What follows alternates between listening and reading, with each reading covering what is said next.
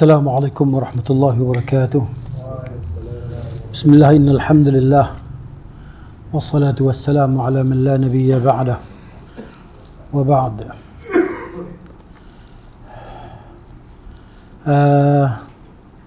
Kita masih dalam kitab as-salah, bab sifat as-salah, hadis yang ke 229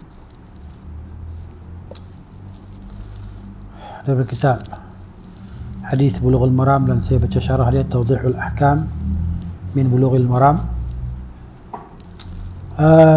Kata Imam Ibn Hajar rahimahullah ta'ala dengan sanad dia sampai kepada wa'an Sulaiman bin Yasarin radhiyallahu anhu qala kana fulanun yutilu al-awwalayaini min adh-dhuhri ويخفف العصر ويقرأ في المغرب بقصار المفصل وفي العشاء بواسطه وفي الصبح بطواله. فقال أبو هريرة رضي الله عنه ما صليت وراء أحد أشبه صلاة برسول الله صلى الله عليه وسلم من هذا أخرجه النسائي بإسناد صحيح. Daripada Sulaiman bin Yasar radhiyallahu anhu, dia kata adalah si fulan. Dia tak beritahu nama si fulan sahabat tu, dia beritahu si bulan, sebab majhul sahabah la yadurru, maksudnya nama yang tak disebut di kalangan sahabat dalam perawi hadis tidak memudaratkan hadis lah. Majhul kan, tak diketahui, tapi dia sahabat, hadis masya-Allah, ya, hadis halal sahih insya-Allah. Adalah si fulan, dia memanjangkan 2 rakaat yang pertama daripada solat zuhur, dan dia meringankan solat asar. Maknanya solat asar lebih pendek daripada solat zuhur. Jadi maknanya kita baca dulu 2 rakaat zuhur itu sama panjang dengan 2 rakaat yang terakhir solat zuhur itu sama panjang dengan 2 rakaat pertama solat asar. Panjang dia lah, ya. Dan dia membaca pada solat maghrib dengan qisar al-mufassal. Qisar ni yang pendek daripada surah-surah yang putus-putus, kan? Maknanya daripada surah Ad-Duha sampailah surah An-Nas, surah pendek yang putus-putus. Mufassal ni yang ayat dia pendek-pendek. Wad-duha wal-laili idza saja ma wadda'aka rabbuka wa ma qala. Pendek. Itu dia panggil qisar al-mufassal. Quran ni dia ada qisar mufassal, kan? Lepas tu yang kalau daripada surah Al-Hujurat sampai surah An-Naba dia panggil tiwal mufassal, mufassal ayat panjang-panjang ayat dia, kan? Ayat demi ayat dia panjang-panjang sikit, dari surah Hujurat sampai surah An-Naba. Nah, lepas tu wasat mufassal, pertengahan yang mufassal, daripada An-Naba sampai Ad-Duha. Qisar al-mufassal, pendek-pendek ayat dia, daripada Ad-Duha sampai An-Nas. Jadi Nabi SAW, sahabat ni tiru Nabi SAW baca maghrib dengan qisar al-mufassal. Ini Ad-Duha, itulah bermula daripada Ad-Duha. Wa fi al-isya'i, dan dalam solat isya dia baca dengan wasat, pertengahan mufassal, iaitu An-Naba, antara daripada surah An-Naba sampai antara itulah. Pilih-pilih lah surahnya, maksudnya bukan baca daripada surah An-Naba sampai Ad-Duha, bukan maksud gitu. Maksudnya bukan Naba, kan, sampai An-Naba seterusnya lah, kan?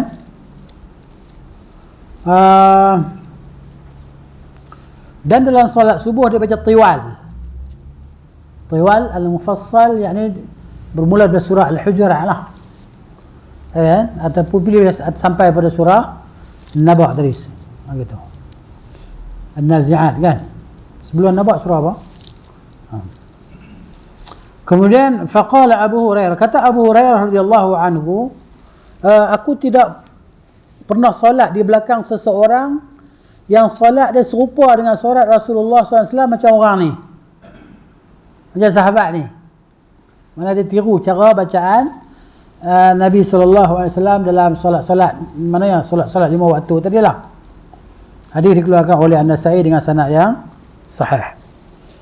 Jadi adalah salah, kalau ikut apa nama yang dapat diambil daripada hadis yang dijelaskan oleh Syekh di sini, Abdullah bin Rahman Al-Bassam rahimahullahu taala.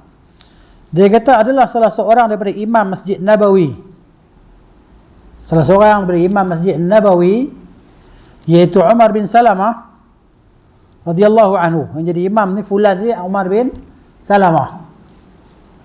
Dia memanjangkan 2 rakaat yang pertama daripada solat zuhur, kan? 2 rakaat yang kedua dia pendek sikit daripada yang pertama tadi. Dan solat asar dia ringan lagi. Mana 2 rakaat pertama tu dalam solat asar macam 2 rakaat terakhir dalam solat zuhur, macam tu. Dan solat maghrib dia baca tadi lah, yang macam kita sebut tadi, dia baca dengan qisar al-mufassal. Kemudian solat isyak dengan pertengahan mufassal, solat subuh dengan yang panjang daripada al-mufassal. Jadi kata Abu Hurairah radhiyallahu anhu, aku tidak pernah solat di belakang seseorang yang menyerupai dengan solat Rasulullah SAW daripada orang ini, yakni Umar bin Salamah radhiyallahu anhu. Jadi maknanya hadis ini sebagai dalil lah disyariatkan sifat solat ni macam ni lah, kan? Daripada panjang yang patut dipanjangkan dan pendek yang patut dipendekkan, yang ringan yang patut diringankan. Dalamnya ada pembahagian Al-Quran ataupun surah lah. Solat cara ini, dia ambil surah tu, ambil surah ni kan, bahagi-bahagi. Yang ayat yang pendek, ayat mufassal ni ayat surah yang banyak ayat, kan? Bermula dari Al-Hujurat, kan? Jadi mana bermula dari surah Al-Hujurat, surah nombor 49 kan. Ayat dia tak banyak, ayat 18 ayat, dia panjang-panjang sikit lah.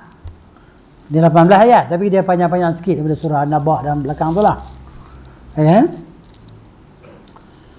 Jadi petunjuk Nabi SAW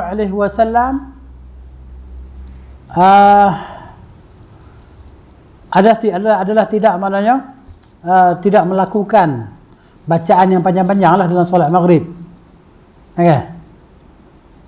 Maknanya Nabi biasa baca daripada qisar al-mufassal, ya, daripada ad-duha sampai ke an-nas, antara itulah. Jadi kalau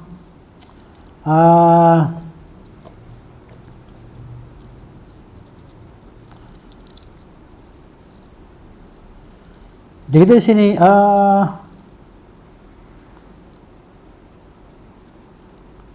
petunjuk Nabi SAW adamul ikhtisar ala qisar al-mufassal fi salatul maghrib. Maknanya Nabi bukan baca yang pendek selalu lah dalam solat maghrib. Bukan selalu baca yang pendek. Kadang-kadang Nabi juga baca yang panjang. Kadang-kadang Nabi baca al-Hujurat, bitiwal al-mufassal. Yani surah Hujurat, antara surah Hujurat sampai surah An-Naba. Tapi tak kisahlah, pelbagai kan surah-surah kita nak baca, tak kisah, boleh ya. Cumanya kalau kita ni straight baca yang qisar mufassal, maka khilaf sunnah lah, khilaf menyalahi sunnah. Tiap-tiap hari baca yang pendek ya. Kadang kita pelbagai kan. Kalau kita boleh hafal lah, contohnya kita boleh hafal surah Hujurat 18 ayat lah, kita boleh hafal lah. Tapi sepatutnya imam ni kalau dia bertanggungjawab, dipertanggungjawabkan sebagai imam, dia usahalah untuk menghafal surah-surah yang biasa Nabi SAW baca dalam solat-solat kan. Kadang solat solat Jumaat, solat subuh hari Jumaat kan. Dan Nabi SAW biasa, bukan tiap Jumaat lah, selalunya Nabi baca surah Sajdah rakaat yang pertama, surah Al-Insan rakaat yang kedua, Ni sampai tak baca langsung ni khilaf sunnah ha. Menyalahi sunnah. Jadi sepatutnya bagi orang yang dipertanggungjawabkan dia tu sebagai imam, dia cuba hafal surah-surah tadi kan. Ni dah 10 tahun jadi imam tu baca surah tu ya. Qul ya ayyuhal kafirun. Kemarin subuh qul ya ayyuhal kafirun juga. Subuh hari ni pun qul ya ayyuhal kafirun juga. Tu imam ni lepas kadang-kadang dengarlah baca panjang sikit. La tahsabanna alladhina qutilu fi sabilillahi amwat. Kan? Tapi paling mayak ialah baca pun. Di surah nampak surah jauh sikit kan. Jadi sepatutnya begitulah. Usahalah. Sampai dah 10 tahun jadi imam, surah Sajdah pun tak nak hafal. Hafallah usaha. Kan payah hafal. Nak ingat susah, hafal senang. Biasalah. Hafal senang. Nak jaga dan ingat tu susah. Lepas hafal, hapus. Itu dia. Jadi kita ikhtiarlah usaha insya-Allah. Baik. Jadi semua surah dalam Quran tu sunnah kita baca dalam solat pun. Terkadang Nabi baca qul huwallah pun dalam surah dalam solat subuh. Boleh ya. Kan? Surah An-Nas boleh ya. Kemudian kata Imam Ibn Abdul Bar rahimahullahu taala, ni ulama kurun yang ke-4 dan kurun ke-5 Hijrah ni, orang Andalus. Dia kata telah diriwayatkan bahawa Nabi sallallahu alaihi wasallam baca dengan surah Al-A'raf, As-Saffat, Ad-Dukhan, At-Tur, Sabbih isma rabbikal a'la kan, At-Tin, Al-Mursalat. Baca dalam solat maghrib. Terkadang. Dan Al-Mursalat. Dan Nabi juga baca dengan Qisar Al-Mufassal, surah-surah pendek yang bermula daripada Ad-Duha sampai An-Nas. Semua athar itu adalah sahih dan masyhur daripada Nabi sallallahu alaihi wasallam. Jadi kita sebut tadi kan surah Al-Mufassal, yang banyak-banyak ayat tu, yang putus-putus tu, dia rajahnya dia bermula dengan surah Al-Hujurat dan dia sampai habis Al-Quran lah kan, surah Al-Mufassal. Sudah dia kita sebut dah tadi. Dinamakan Mufassal kenapa? Kerana banyak pecahan dia. Ayat dia tak panjang. Pendek kan. Baik, di sini Syekh dia kata rahimahullahu taala hikmah memanjangkan bacaan dalam solat subuh, hikmah. Iaitu para malaikat malam dan malaikat siang menghadirinya. Solat subuh ni kan shift, tukar. Hak bermalam dengan kita petang kemarin kan, dia dah naik lah waktu subuh.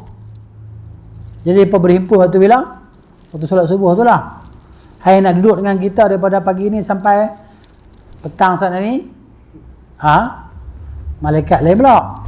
Ya ta'aqabuna fikum malaikatun bil laili wa malaikatun bin nahar. Silih berganti datang kepada kamu malaikat malam dan malaikat siang, ganti shift. Tulis malam-malam kita. Malaikat ni banyak sangat, tak terkira, tak terhitung kan. Ada malaikat yang kerja depa jalan-jalan lah, bersiar-siar. Ada. Inna lillahi malaikatan saihin, yabtaguna majalisa fihi majalis dzikr, kama qala Nabi sallallahu alaihi wasallam. Sesungguhnya Allah Taala ada malaikat-malaikat yang mereka ini hanya berjalan-jalan, mencari majlis-majlis padanya zikir, majlis padanya kata Allah, zikrullah, kata Rasulullah sallallahu. Sampai di situ mereka pun berhimpun lah, berkumpul sampailah bertindan sampai ke langit dunia sana.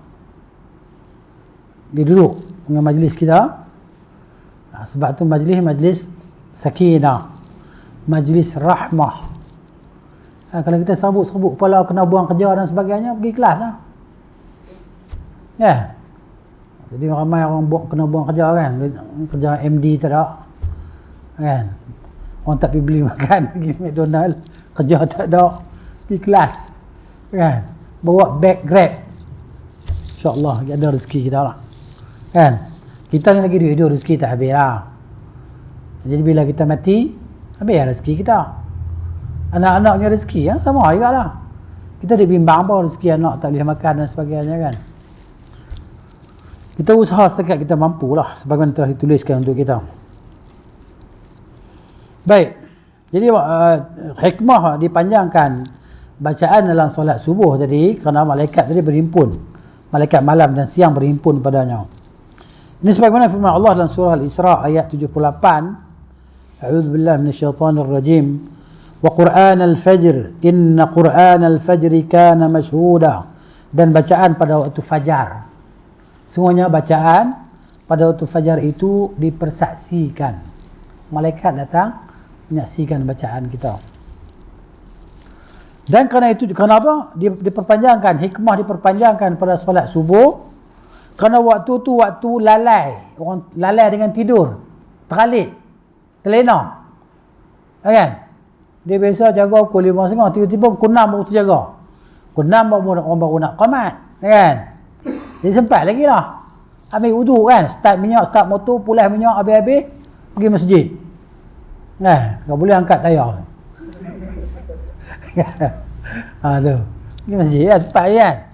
Tiba-tiba imam masjid baca hari tu baca qul a'udzu birabbin nas, masbuk lah kan, imam dah, kita pun Allahu akbar, takbiratul ihram, sempat duduk kan, imam pun assalamualaikum warahmatullah, kita pun bangun, imam pun astaghfirullahalazim, kita pun astaghfirullahalazim, nak baca Fatihah teristighfar bersama imam. Kenapa? Kerana sedap sangat suara imam tu.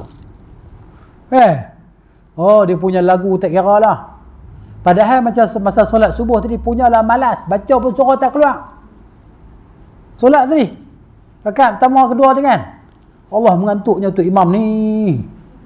Surah dia baca surah tu antara dengar dengan tak dengar. Tiba-tiba bagi salam di buah 6 tu. Kan, dia tarik itu, ini Rabbani ke apa ni? Jadi hak masbuk pun kan, hati duk kata lah. Kan? Tak tahulah duk maki kata imam ke apa. Kan? Tu tak ada. Ni masalah kalau tu imam tak faqih. Ya. Kemudian waktu tu waktu lalai, waktu orang tidur kan. Jadi berhajat kepada perpanjang sikit. Tapi itulah kadang-kadang dia pun mungkin fikir masalah orang nak pergi kerja kot. Jam di dinding tu ada 15 saat lagi, 20 saat lagi. Kau ni duk geram dah ni, duk genggam mikrofon dah, tak ada habis lagi tu. Tak bunyi tik kan, dia qamat dah. Tak kesian korang nak qabliyah kat orang kan. Jadi orang bagilah habis sikit qabliyah kan, paling kurang tunggulah, bagilah masa lebih sikit, tanya bagi lebih sikit. Kita bagi dah 10 minit. 10 minit lepas azan ke? Tak, 10 minit sekali dengan azan. 10 minit sekali dengan azan. Azan berapa minit aja? 4 minit. Mau suara sedap sikit, mau pergi 6 minit, 5 minit. Ada reserve lagi 4 minit untuk qabliyah. Yang pun qabliyah ETS lah. Kan? Ni. Jadi supaya orang dapat jugalah solat berjemaah dengan imam tadi. Adapun dipendekkan bacaan dalam solat maghrib, kan? Kenapa? Kerana waktu dia pendek pun. Maghrib ni tak lama waktu dia. Jadi zuhur, asar, isyak ni waktu maknanya panjang kan. Baik. Jadi solat dia mana bacaan pertengahan lah. 3 waktu tu. Jadi maknanya tak ditinggalkan segala yang sunat dalam solat, bacaan sunat, contohnya subhana rabbil azim kita baca 3 kali kan, contohnya. Jadinya ni tak ada subhanah, dah tu imam dah i'tidal kan. Tapi janganlah kita memberatkan ke atas makmum lagi pula. Sebenarnya lah panjang sujud tak pergi bangkit lagi. Tu imam ni mati ke apa? Kan? Jadi berpada-pada. Jadi kisah Muaz bin Jabal radhiyallahu anhu dalam solat tadi kan, itu sebagai petunjuk lah yang diajar oleh Nabi SAW macam mana yang patut kita solat dan apa yang patut kita baca dalam solat. Ini maksudnya untuk imam lah yang jadi imam kepada orang ramai. Jadi yang mana orang ramai tu pasal ikut solat dia kan. Jadi mana dia berpada-pada lah bacaan tu, janganlah kan hantam isyak surah Yasin, baca Yasin surah yang isyak kan, dia baru habis hafal dah praktis surah Yasin dia. Janganlah macam tu. Tapi kalau dia solat seorang-seorang, hantam sajalah. Nak baca satu juzuk ke 2 juzuk ke malam tu kan. So dia nak isyak, dia nak baca selepas solat isyak tadi, dia nak baca dengan satu juzuk, baca kan seorang-seorang dia. Tak ada siapa nak larang dia. Dia letih duduk atas kerusi ke kan. Lepas tu dia bangun, letih duduk balik. Kalau dia nak buat tu pulang. Itu dah dia. Kemudian hadis yang seterusnya,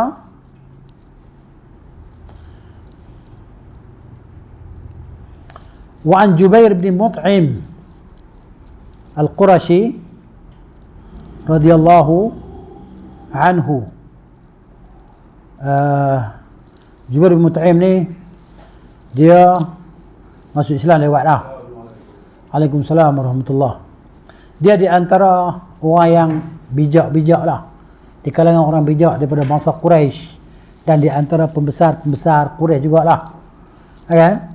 Jadi dia di antara orang yang datang jumpa Nabi SAW pada selepas perang Badar tu, ni tak masuk Islam lagi. Jubair bin Mut'im ni.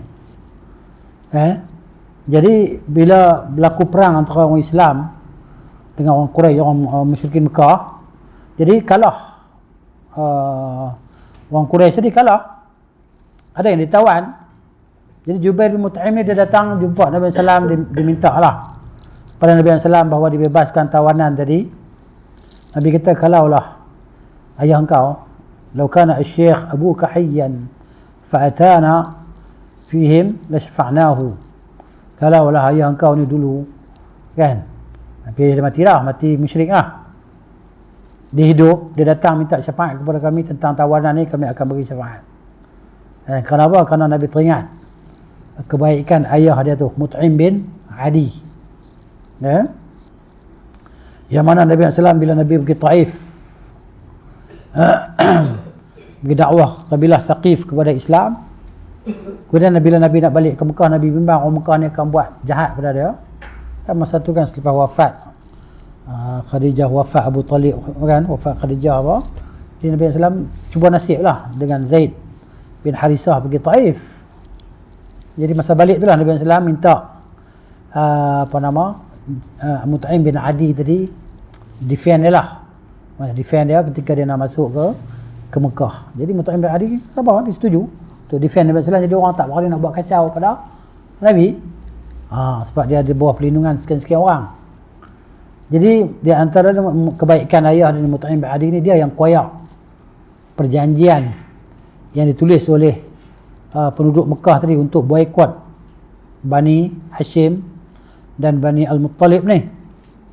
Dia koyak sahifah tu kan. Nabi SAW bersama dengan sahabat-sahabat kan kebuluran di perkampungan mereka, diboikot oleh bangsa Arab di Mekah tadi kan. Tak ada makanan, sebab makan dandul kayu kan. Jadi dia inilah yang orang yang pertama yang pergi koyak tu sahifah tu, ni Mut'im bin Adi. Tapi ayah dia mati sebelum perang Badar lebih kurang 7 bulan lah. Ni Jubair ni ayah dia, tapi dia ni sempat Islam lah. Jadi Jubair masuk Islam selepas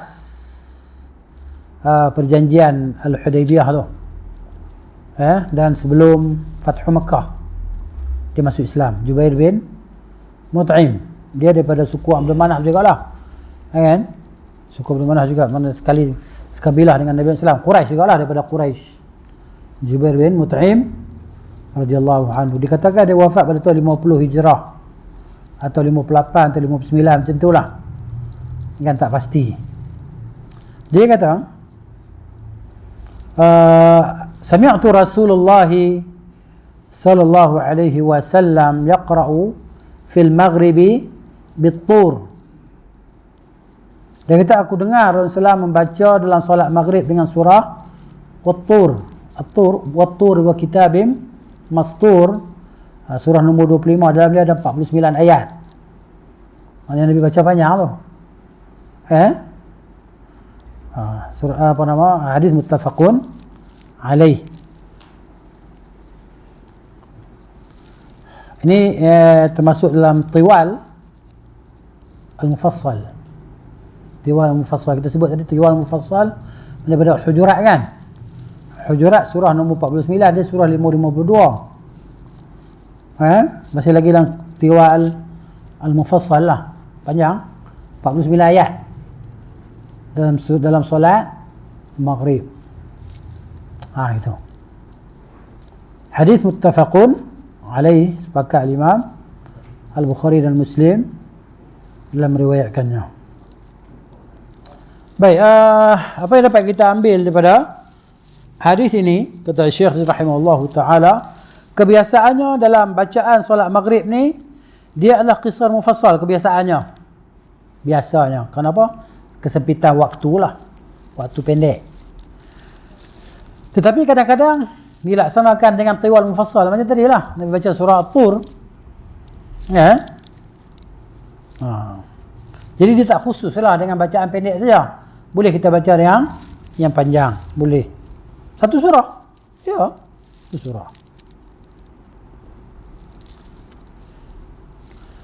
Dan warid daripada Nabi sallallahu alaihi wasallam bahawa baginda membaca dalam solat maghrib surah Al-A'raf 206 ayat solat maghrib. Hadis sabit juga. Dan Nabi baca dengan surah As-Saffat, surah Araf, surah nombor 7, kan,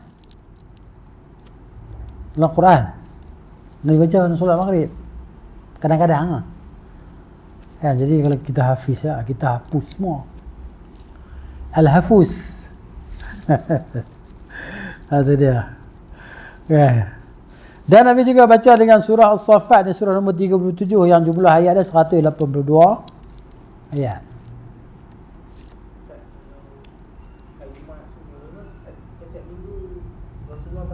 Bukan setiap minggu, tak. Selang-selang lah. Adapun hadis yang kata Nabi yudim alaiha, hadis dhaif. Hadis yang diriwayatkan oleh Imam At-Tabrani bahawa kana yudim alaiha, Nabi sentiasa baca tiap-tiap minggu sajdah insan, dhaif. Wallahu a'lam. Maksud dia bacalah selang-seli, kan, selang-seli. Tapi itulah, jangan tak baca langsung, tak baca langsung. Ikhtiar lah, cuba hafal lah kita ni, kan. Itu susah kalau tak ada taufik dari Tuhan ni nak hafal Quran ni, kan. Sebab hafal senang, ingat tu senang, nak jaga tu susah. Ada kawan-kawan yang hafal 30 juzuk Quran, lepas tu lepas tu tak ada. Sebab kena jaga, kan. Saya ada seorang guru lah, saya ingatlah, ustaz belajar dulu. Saya tak ingat dia mengajar saya atau tidak, tapi dia ustaz mengajar tempat kami belajar lah. Orang Algeria ataupun orang Libya, tak ingat lama ni.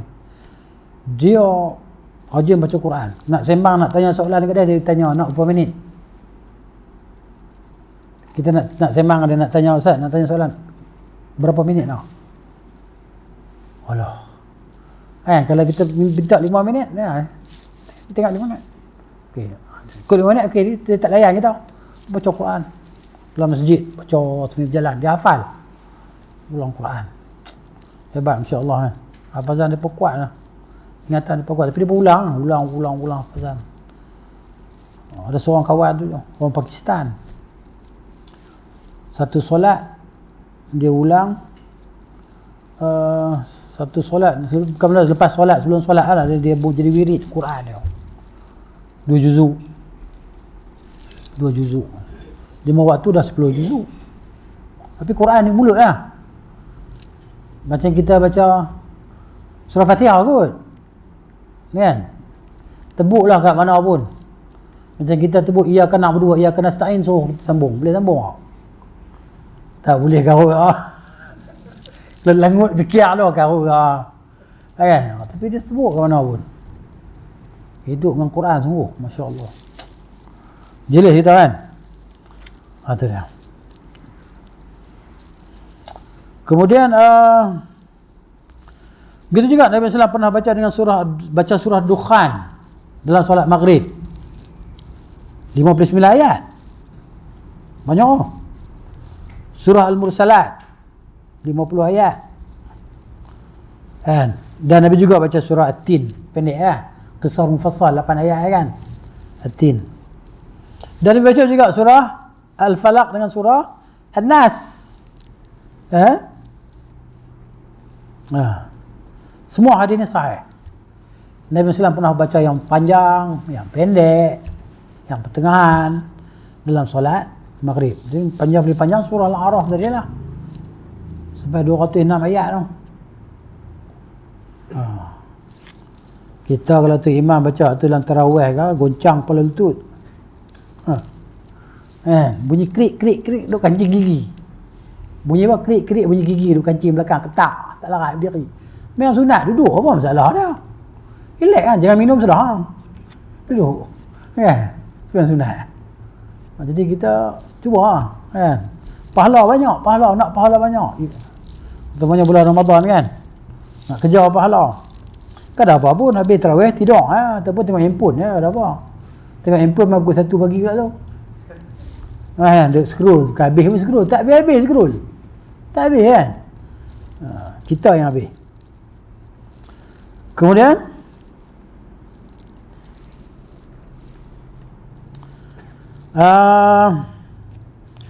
jadi ini bacaan yang berbagai lah yang dibaca oleh Nabi SAW. Kadang-kadang baca surah Al-A'raf, kadang-kadang surah lain lah. Jadi Al-Quran ni sebagaimana kita maklum kan, dia ada 30 juzuk. 30 juzuk, setiap juzuk dibagi kepada 2 hizib. Satu juzuk 2 hizib lah. 2 bahagian. Ya kan? Pembahagian ni supaya apa? Pembahagian ni dibuat oleh ulama lah begitu. Untuk memudahkan orang yang nak baca. Dia nak baca kan, aku sekali duduk kena baca 1 hizib. 1 hizib ni separuh juzuk lah. Jadi untuk mudah orang nak baca. Ataupun orang yang nak hafal Quran, yang dia nak tentukan berapa hizib dia nak baca. Satu maknanya 60 hizib lah. Kan? 60 ahzab. Dalam satu Quran. Baik.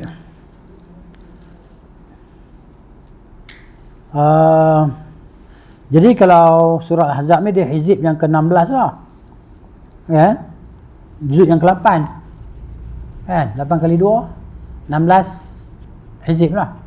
Ataupun Ahzab.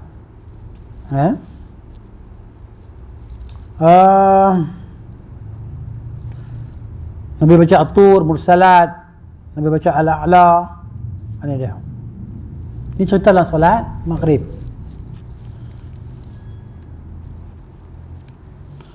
Jadi penulisan Quran, mushaf itu, surah-surah itu maknanya tertib. Susunan surah itu adalah ijtihad para sahabat radhiyallahu anhum dan dia adalah ijma' sahabat lah.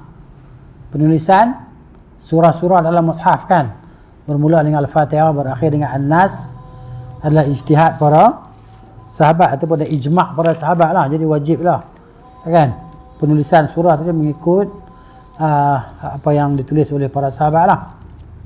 Baik, ini dari sudut susunan dalam tulisan Quran, ataupun dari sudut, adapun daripada sudut bacaan, adakah kita mesti baca ikut tertib? Ini khilaf lah. Kata Imam An-Nawawi rahimahullahu ta'ala, yang terbaiknya adalah membaca ikut susunan mushaf. Itu kata Imam An-Nawawi lah. Sama ada dia baca dalam solat ataupun di luar solat. Bila dia baca satu surah, maka dia bacalah surah yang selepasnya. Okay? Jadi maknanya, kenapa? Kerana susunan surah itu hikmah dia, kan, dibaca dengan bertertib, dia kata. Maka sepatutnya dijagalah bacaan macam tu. Ini kata Imam An-Nawawi. Kecuali yang disebut dalam syarak ataupun yang warid dalam syarak, pengecualiannya seperti solat subuh pada hari Jumaat, kan, surah As-Sajdah tu surah nombor 32 rakaat pertama. Lepas tu dibaca surah Al-Insan pada rakaat kedua, surah nombor 76. Tak tertib kan? 32 pergi 76, surah nombor 76.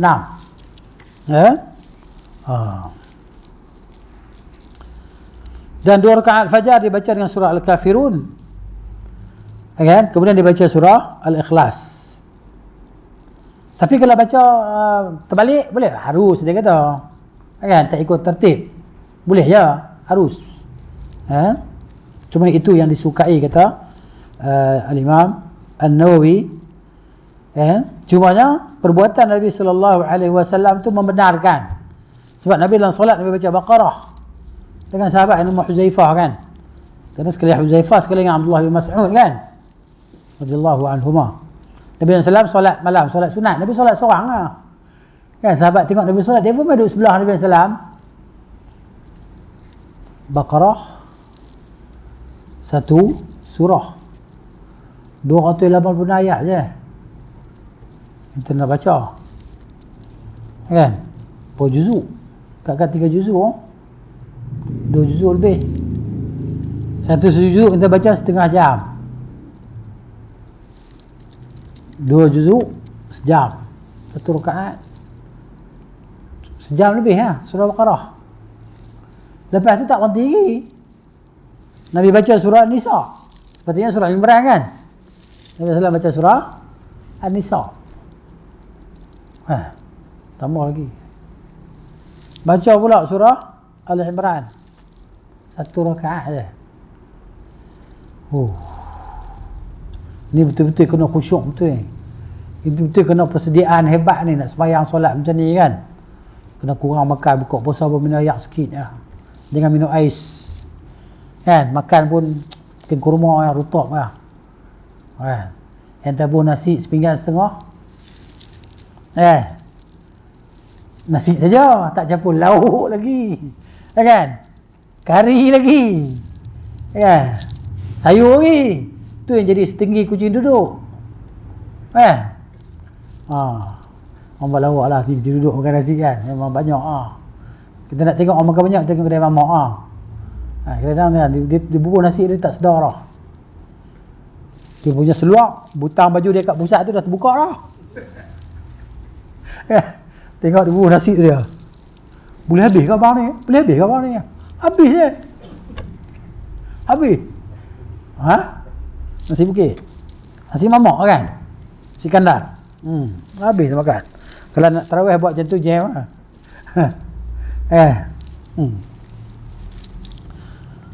Tengah sembahyang pun gostan belakang depan, kan. Lepas tu khabah.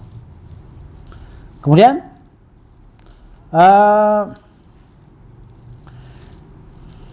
hadis ni cerita Jubair bin Mut'im radhiyallahu anhu ketika dia mendengar Nabi SAW baca surah At-Tur ni.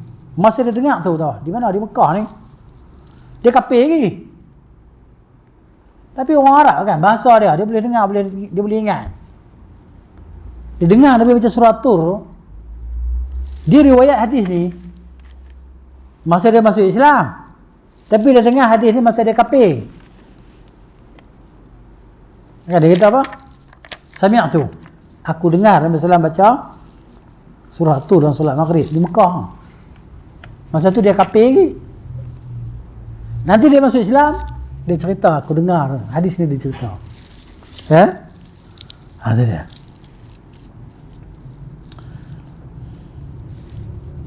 Jadi boleh lah. Kalau orang kafir pada dia belajar sebelum Islam. Lepas tu dia cerita hukum tafsir Quran ke apa-apa selepas dia masuk Islam. Maka dia terima lah ilmu dia. Dia kira orang yang adil lah. Begitu. Baik, di sini ada khilaf ulama sikit perselisihan mazhab tentang bacaan Quran ni macam mana kita nak kena ikut tertib surah ke, tertib ayat ke, tertib kalimah ke, macam mana. Okey, mazhab Hanbali, Syekh ni dia mazhab Hanbali, sahibul kitab ni Tawdihul Ahkam, min Bulughul Maram tu. Cumanya kitab hadis matan ni kitab Ibnu Hajar, dia bermazhab dengan mazhab Syafi'i rahimahullahu taala. Jadi yang masyhur dalam mazhab Hanbali bahawa yang diharamkan adalah maknanya memterbalikkan kalimah-kalimah Quran. Itu kalimah Quran. Qul huwallahu ahad. Terbalikkan. Ahad Allah huwa qul. Dia kata haram. Haram lah. Adapun terbalikkan surah, kita baca An-Nas dulu, rakaat pertama, rakaat kedua kita baca Al-Ikhlas ke, kita baca Wadduha ke, boleh. Tapi dia kata makruh. Ini mazhab Hanbali kata makruh. Tapi kalau ikut hadis tadi tak apa. Al-Baqarah, An-Nisa, Al-Imran kan. Okey, dan dalam riwayat yang lain daripada Imam Ahmad rahimahullah bahawa dia tidak mengatakan makruh menterbalikkan surah. Maksud dia surah belakang baca dulu, surah kemudian awal baca kemudian, boleh. Kerana perbuatan Nabi sallallahu alaihi wasallam tadi lah hadis tadi.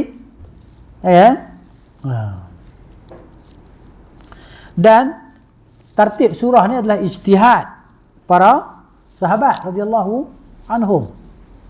Ijtihad sahabat yang susun. Surah ni duduk sini, surah di sini, surah di sini. Kemudian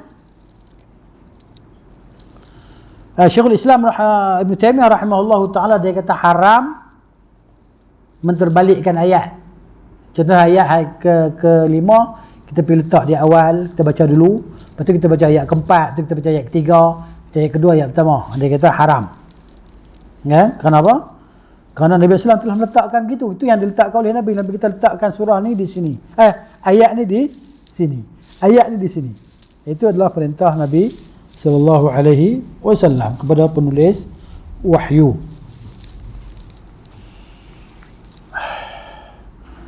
Jadi dan kenapa kerana ia menyalahi nas lah dan mengubah makna. Ubah makna. Tertib dia wajiblah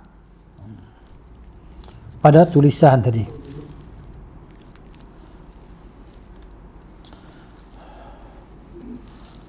Baik, kemudian di sini kita kata Qadhi Iyad rahimahullahu taala. Qadhi Iyad ni asal orang Arab tapi dia duduk di Andalus. Dia mati kena bunuh ni. Rahimahullahu taala, mati kena bunuh dengan Ibnu Tumat. Sejarah Ibnu Tumat dia kan. Ibnu Tumat ni dia bunuh ramai orang lah. Dia pengasas daulah Muwahhidin. Bila jatuhkan kerajaan Murabitin, mana di situ ada Qadhi Iyad. Dia suruh Qadhi Iyad ni tulis satu kitab mengaku kata dia ni Imam Mahdi. Ibnu Tumat ni. Dia ada satu kitab akidah mursyidah. Dalam tu dia campur habis semua. Dia campur Asy'ariyah, Jahmiyah, Mu'tazilah.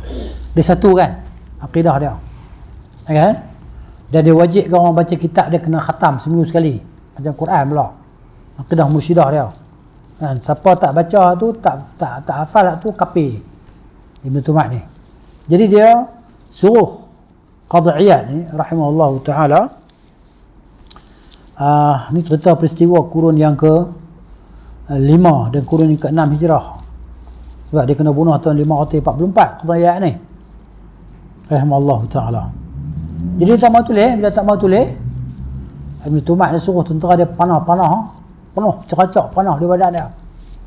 Lepas tu dia kerat-kerat badan dia. Dia tanam macam tu kan.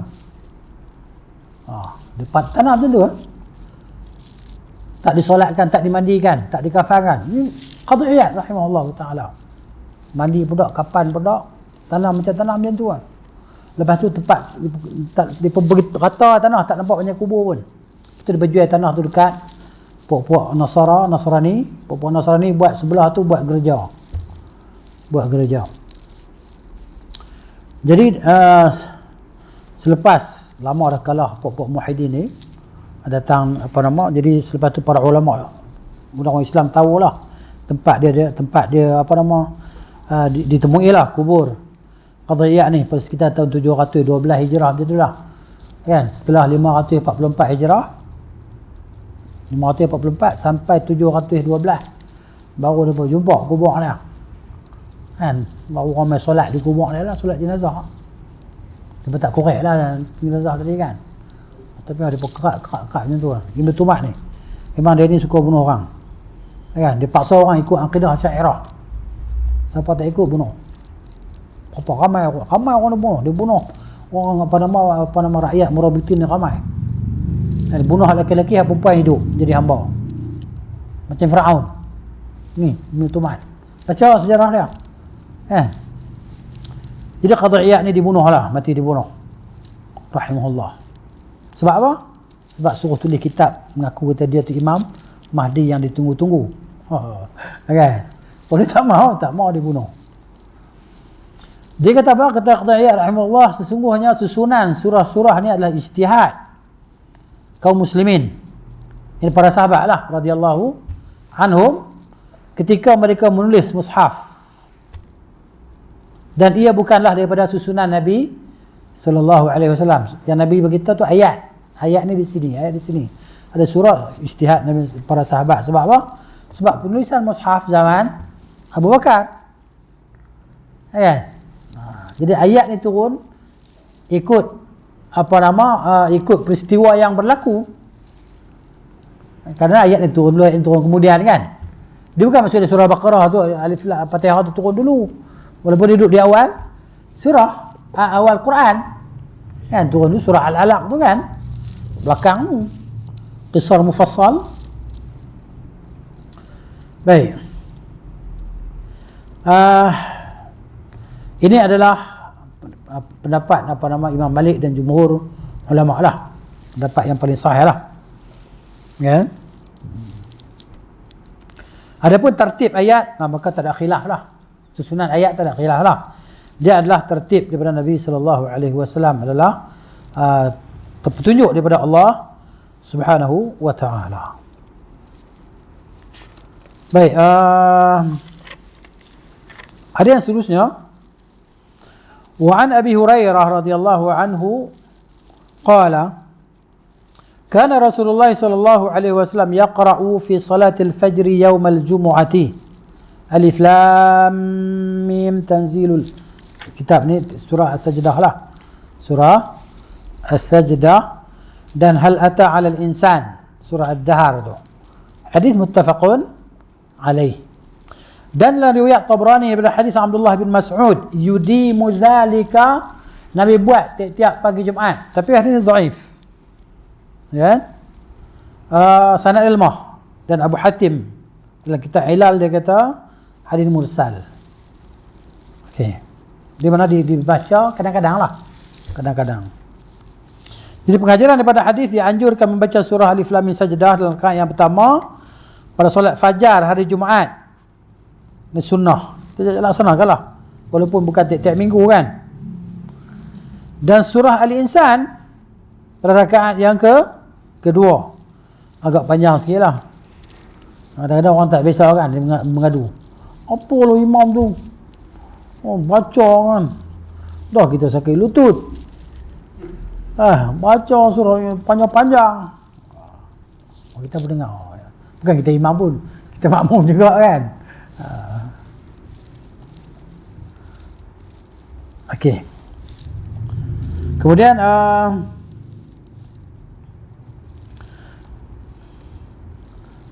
Dia begitu tadi hadis yang kata Nabi SAW membaca secara berterusan setiap minggu tu hadis dhaif lah. Kata Ibn Qayyim rahimahullah dalam kitab Zadul Ma'ad fi Hadi Khairul Ibad, dia kata adalah Nabi SAW membaca pada fajar Jumaat dengan 2 surah, Sajdah dengan surah Al-Insan. Aku mendengar Syekhul Islam Ibn Taymiyah, tu guru dia lah, berkata rahimahullah, ada hanya sahaja Nabi SAW membaca 2 surah ni di fajar, waktu fajar solat Jumaat. Kenapa? Kerana keduanya terkandung peristiwa-peristiwa yang telah berlaku dan akan berlaku, dan apa yang telah berlaku pada hari itu. Kan? Surah mananya As-Sajdah tadi, dia mengandungi terkandung dalamnya apa dia, penciptaan Adam alaihissalam. Kan? Terkandung dalamnya kisah penciptaan Adam alaihissalam pada hari Jumaat. Nabi Adam diciptakan, kan? Pada hari kiamat pun macam tu juga, berlaku pada hari Jumaat. Itu di antara dia. Jadi bacaan tu sesuai untuk mengingatkan umat ini dengan apa yang telah berlaku pada hari Jumaat, iaitu penciptaan Adam alaihissalam dan berlaku kiamatnya pada hari Jumaat, kan? Supaya mereka mengambil iktibar lah. Gitu. Dan mereka buat persediaan untuk apa yang akan berlaku, iaitu hari kiamat. Kerana hari kiamat itu berlaku pada hari Jumaat.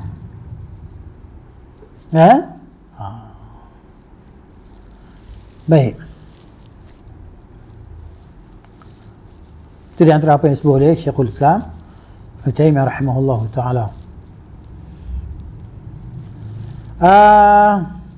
Kemudian Syekhul Islam kata apa? Rahimahullah, kebanyakan orang menyangka, ini orang yang tidak berilmu lah, mereka yang tidak berilmu, dia menyangka bahawa dimaksudkan pengkhususan solat ini dengan surah Sajdah ni adalah tambahan saja, dan mereka namakan dia sebagai sujud Jumaat. Sujud Jumaat. Sampai kalau tak baca, dia pun marah. Terutama di pondok-pondok lah. Dulu saya pernah jadi balik singgah pondok kawan saya lah. Dia kahwin dengan tugu pondok, anak tugu pondok. Jadi saya pergi tumpang gitu. Lepas tu dia tengok kita suruh jadi imam. Hari Jumaat kita tak baca surah Sajdah. Oh, nenek-nenek balik tabir tu kan, bising. Siapa bising lah? Pasal yang tak baca surah Sajdah tadi. Ya ke? Mana aku tahu. Bagi mereka macam wajib baca surah. Orang mengaji pondok lah. Tiba-tiba kita tak baca surah Sajdah kan, kita baca surah lain. Surah panjang pun dia tak mau, pun nak Sajdah juga hari Jumaat. Sajdah dengan insan. Saya kenal lah, punya bising, nenek-nenek sebelah. Tok Wan lelaki ni dia yang sebelah tu, sebab kita tak nampak dia bawa, bising. Rupanya kita tak baca surah Sajdah, macam nak berperang. Jadi wajib pula kan. Dia bersangka tu kena baca. Jadi maknanya kena beritahu lah, berterusan dalam setiap Jumaat tu bukan sunnah. Bukan sunnah.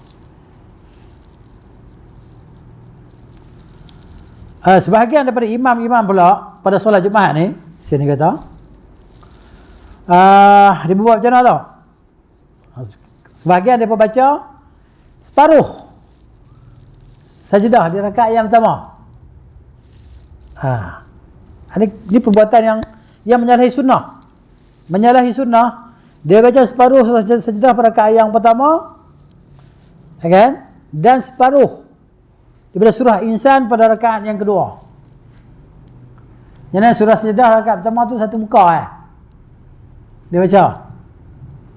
Rakaat kedua sekali dia baca Al-Insan, lebih kurang satu page juga. Kenapa tak jimat besar? Ini tak sunnah. Sebahagiannya pula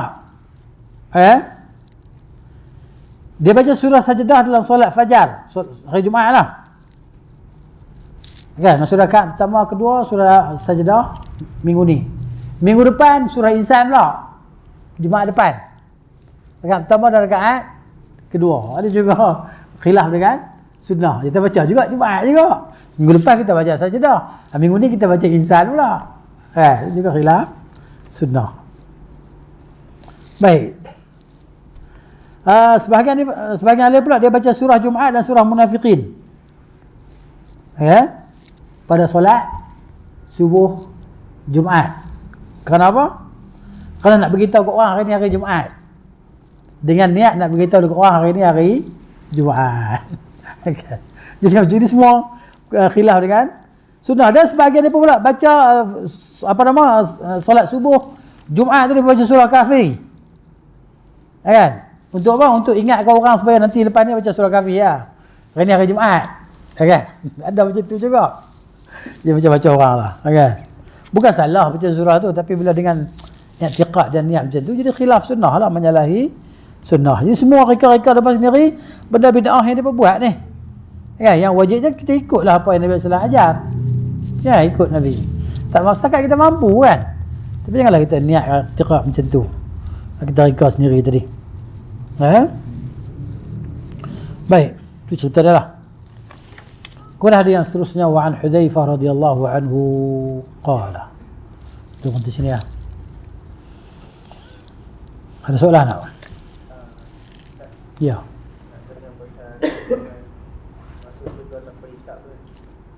Selain pada 3 orang yang Nabi cakap 3 golongan tu, ada golongan lain yang boleh masuk syurga tanpa hisab. Para syuhada.